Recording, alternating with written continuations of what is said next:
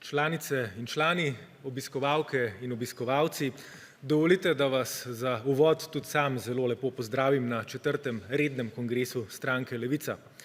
Hvala vsem, ki nas spremljate prek streama, hvala vsem, ki ste sodelovali pri pripravah na kongres, predvsem pa vsem, ki že vsa ta leta vlagate svoj trud in energijo v našo stranko. Lahko samo rečem, da nas je iz leta v leto več in vsako leto smo močnejši. Žal pa kaj podobnega ne moremo reči za čase, v katerih smo se znašli. Spomnim se, ko sem pred dobrim desetletjem prišel v Ljubljano študirati, da smo si takrat kot mladi študentje, željni revolucije, pripovedovali tisti star kitajski pregovor, ki pravi: želim ti, da bi živel v zanimivih časih. No, zdaj, gledano za nazaj, bi lahko rekel nekako tako, kot rečejo Angleži: be careful what you wish for, pazi, česa si želiš. Seveda, želeli smo si, da se zgodovina odpre. Želeli smo si, da pade tista stara mantra Margaret Thatcher: alternative ni. Si pa niti v sanjah ni nihče predstavljal, kaj vse se bo v naslednjem desetletju zgodilo. Da se bodo krize kar vrstile, kot smo slišali že prej. Finančna kriza, kriza EU, kriza javnega dolga, begunska kriza, vzpon skrajne desnice, korona kriza, kriza demokracije, podnebna kriza in tako naprej. Pred desetletjem in pol nas je namreč preveval optimizem. Zdelo se je, da bo svet po krizi neoliberalizma nekako nujno šel na boljše. Po krizi so ga takoj prepredla protestniška gibanja, od Occupy Wall Streeta v ZDA, Indignados v Španiji, pa konec koncev do vseslovenskih ljudskih vstaj v Sloveniji, ki so nasprotovala varčevalnim ukrepom, ki so nasprotovala reševanju bank namesto ljudi, predvsem pa so po 20 letih tišine prekinila molk in prekinila z to samoumevnostjo povampirjenega kapitalizma, ki je do takrat veljala. Naboj teh gibanj je kmalu prerastel v politične programe in dobil je tudi ime – demokratični socializem. Ta program smo začeli ustvarjati v Levici v Sloveniji, ta program so začeli ustvarjati v Evropski levici, ta program so pod Corbynom prevzeli angleški laburisti ali pa pod Berniejem Sandersom napredni del ameriških demokratov. Skratka, za trenutek se je zdelo, da po neoliberalizmu prihaja svetla bodočnost, demokratični in ekološki socializem. Ampak zgodovina se je zapletla. Staro umira, novo se še ni rodilo, kot bi rekel Marx, vmes pa se nam obzorja mračijo. Če je prihodnost še pred desetletjem v splošnih javnih predstavah, pa če hočete tudi v hollywoodskih filmih, izgledala bleščeče, odkrivanje vesolja, leteči avtomobili, zelena mesta in tako naprej, naenkrat prihodnost postaja distopična in polna grozot, ki nas preganjajo. Kot je rekel nekdo, prihodnost v naših predstavah vse bolj postaja nekaj, kar si želimo bolj preprečiti, kot pa doseči.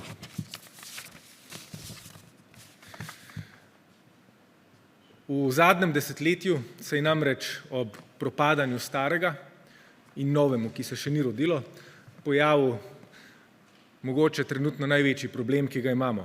Povampirila se je tudi desnica, ki ni več nerodno obujati duhov fašizma, za katere smo v resnici mislili, da so bili leta 1945 dokončno pokopani.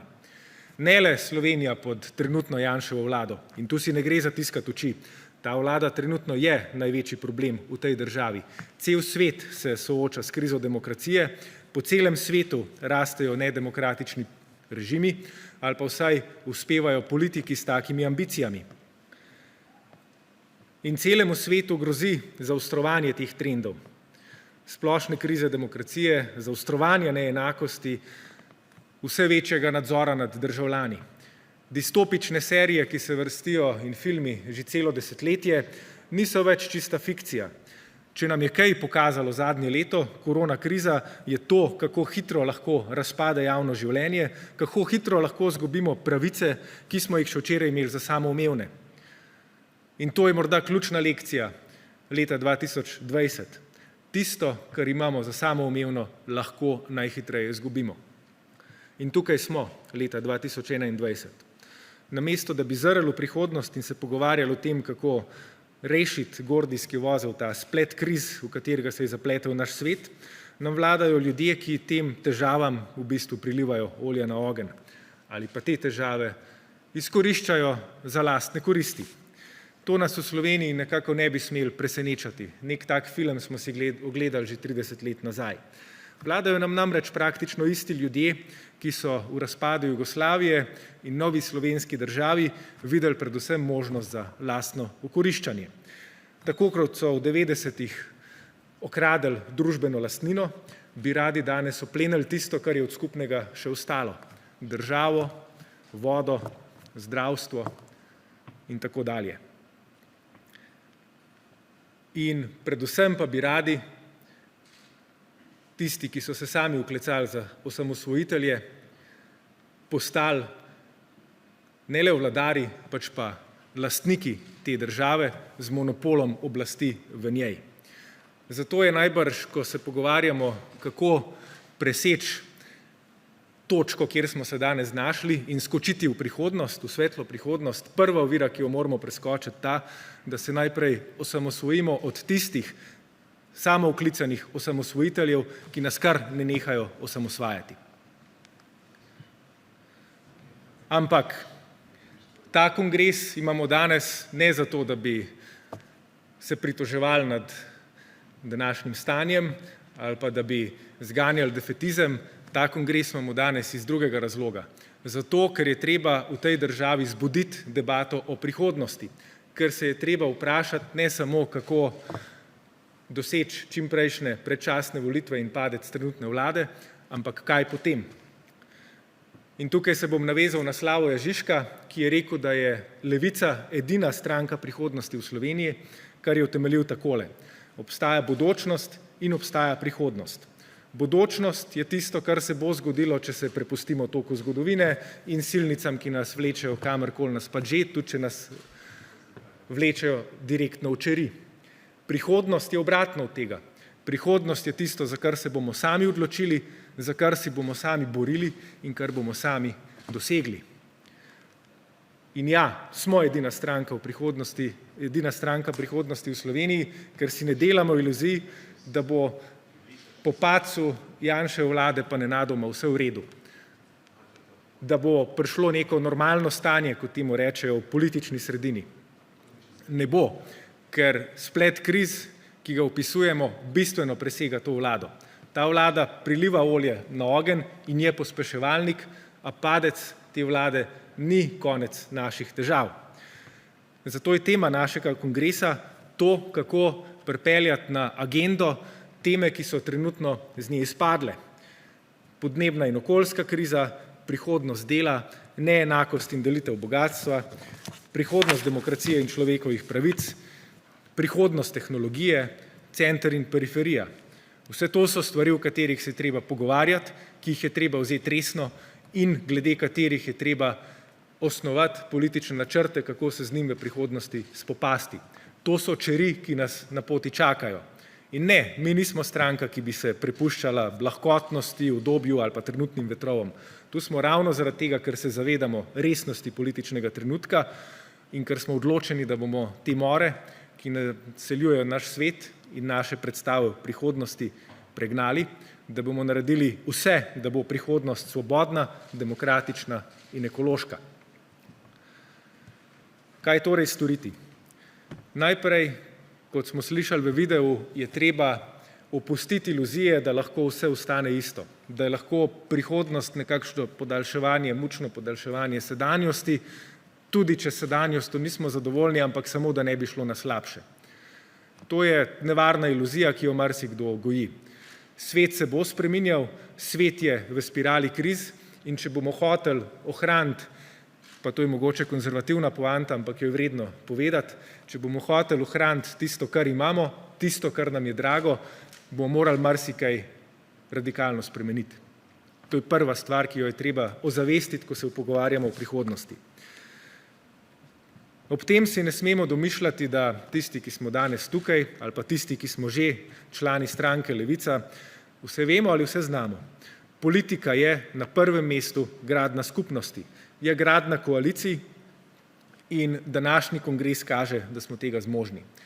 Na današnjem kongresu smo pokazali, da Levica uživa veliko zaupanje intelektualcev, borcev za človekove in delavske pravice, okoljskih gibanj in napredno razmišljujočih ljudi. A potenciala je še ogromno. Moramo pa se povezati z našimi somišljeniki, tiste, ki danes dvomijo v nas, pa prepričevati. Levica z malo in z veliko je vedno bila univerzalistično gibanje. Vsakdo je lahko kadarkoli postal levičar. Predpogoj za to pa je, da mi jasno povemo, da smo stranka, ki se ne zapira vase, ki ne kuha zamer, predvsem pa ne gradimo na nekih narcizmih majhnih razlik. Smo gibanje, ki je pripravljeno graditi koalicije in sklepati smiselne kompromise, kar smo konec koncev sploh zadnje leto tudi zelo jasno pokazali. Dalje. Treba je vrniti upanje v politiko. Politika in z njo država je povsod po svetu v našem stoletju postala nekakšen brezzobi tiger. Ljudje so popolnoma upravičeni siti političnih izjav, obljub, PR-ovskih akcij in tako naprej, ker te lepo zvenijo, a v življenju ničesar zares ne spremenijo. Ljudje izgubljajo upanje v politiko, ker se jim zdi, da ta sicer govori, svet pa gre naprej po svoje, da je ta brez moči. In zato vidimo ta defetizem, ki nas danes obdaja, kot je rekla Barbara Rajgelj, ljudje se oklepajo tistega, kar imajo, tudi če je to tisto, kar imajo, zgolj njihovo lastno telo. Telo dostikrat postaja v današnjem svetu mogoče ta najbolj jasen znak zdrsa v individualizem in proč od kakršnekoli upanja po skupni akciji za izboljševanje sveta, telo postaja zadnje zatočišče svobode. In to bomo morali preseči. Morali pa bomo preseči to na lastnih dobrih zgledih. Morali se bomo naučiti pokazati, kako lahko politika v lokalnih okoljih, v situacijah, kjer se ljudje soočajo s težavami, ki so skupne, pa ne gre za zapiranje delovnih mest ali pa onesnaženje, direktno pomaga z akcijo, ko organizira ljudi za to, da bi neko težavo kot skupnost razrešili. To se učimo v Levici in kot smo pokazali v drugem videu z okoljskimi gibanji, to v določenih krajih po Sloveniji že počnemo, je pa to šele začetek. Polje demokracije in kolektivne akcije namreč nameravamo razširiti. Demokracija za nas niso samo volitve vsaka 4 leta, demokracija pomeni, da imajo ljudje moč, da ustvarjajo svet okrog sebe. Demokracija pomeni, da sistem ljudem dopušča, da odločajo o svoji usodi, o svoji prihodnosti. Zato spodbujamo participativno demokracijo in oživljamo ekonomsko demokracijo, zadružno gibanje, ki je bilo v Sloveniji izkoreninjeno v zadnjih 30 letih, ima pa zelo bogato zgodovino na obeh političnih poljih, od Janeza Evangelista Kreka pred vojno pa do jugoslovanskega eksperimenta s samoupravljanjem. Pripravljamo zakon, ki bo pokazal, kako lahko začnemo graditi zadružno gibanje v Sloveniji na stoletni podlagi, ki je bilo izkoreninjeno naprej, tukaj in zdaj, in kako lahko ljudem damo v roke moč, da začnejo tudi v tem smislu odločati o lastni usodi. Ob tem pa gre poudariti, da Levica ni stranka proti gospodarstvu, kot nam poskušajo podtikati naši nasprotniki. Smo absolutno za pravice delavcev, za dostojno plačilo, za dostojno delo, za družbeno odgovornost podjetij. Ampak to ne pomeni, da smo proti gospodarstvu ali proti podjetnikom. Nasprotno. Smo za vse tiste, ki ustvarjajo, pa ne gre za delavce ali podjetnike, smo pa proti rentnikom, torej tistim, ki živijo od dela drugih. Pa ne gre za nepremičninske barone, ki po oderuških cenah oddajo stanovanja, ali pa za velekapital, ki izkorišča delavce in si beleži ob tem milijonske dobičke. Nismo stranka, ki bi si mislila, da so lahko enaki čevlji prav vsem. Nasprotno, smo za pluralnost, za širitev življenjskih možnosti in izbir, ustvariti hočemo Slovenijo, v kateri bo, kot smo napovedali leta 2018, blaginja za vse, ne le za peščico. Petič, treba je ustvariti prostor za mlade. Ko sem rekel na začetku uvodu svojega govora, da nas skrbi, da bo trenutna oblast ugrabila državo, da bo država dajala možnosti samo še izbrancem, da bodo v njej lahko prosperirali samo še tisti, ki so prave barve, je treba povedati, da mladi v določenih pogledih v takem svetu že živijo. Ne pridejo do priložnosti, da bi razvili svoje potenciale. Nasproti jim stojijo okostenele hierarhije, na vrhu katerih so pogosto ljudje, ki so se do funkcij, družbene moči ali pa premoženja prikopali pred desetletji. In to velja tako znotraj privatnega kot znotraj javnega sektorja, mlade pa potiska obup, defetizem ali pa marsikoga tudi v beg v tujino. In s tem se bomo spoprijeli. Šestič, treba je nasloviti neenakost v vseh njenih pogledih. Neenakost ni samo ekonomska, neenakost je enako boleča v socialnem in kulturnem smislu. Če dam primer. Globalizacija je res, da marsikomu odprla vrata v svet, druge pa še bolj potisnila na obrobje.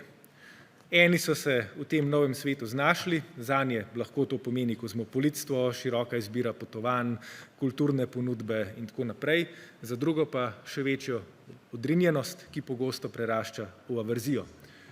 In to je ena od stvari, na katerih se hrani današnja desnica in na katero v Levici aktivno iščemo odgovor. Kako preseči delitev med centrom in periferijo, ki se že 30 letja pri nas zaostruje.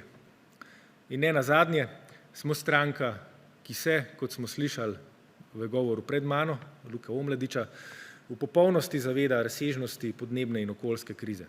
Smo najbrž edina stranka v Sloveniji, ki resno jemlje opozorila svetovne znanosti, da je proti okoljskemu zlomu treba odločno ukrepati tukaj in zdaj, sicer nas lahko že čez kakšno desetletje čaka zelo neprijeten zmenek z zgodovino.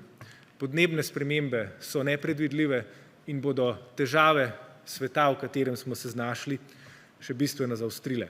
Zato je ključno, da oblikujemo dogovor o tem, kako izpeljati pravično podnebno tranzicijo pri nas do leta 2030 oziroma do leta 2050, do 2030 za 55% zmanjšati emisije toplogrednih plinov, do 2050 pa postati brezogljična družba.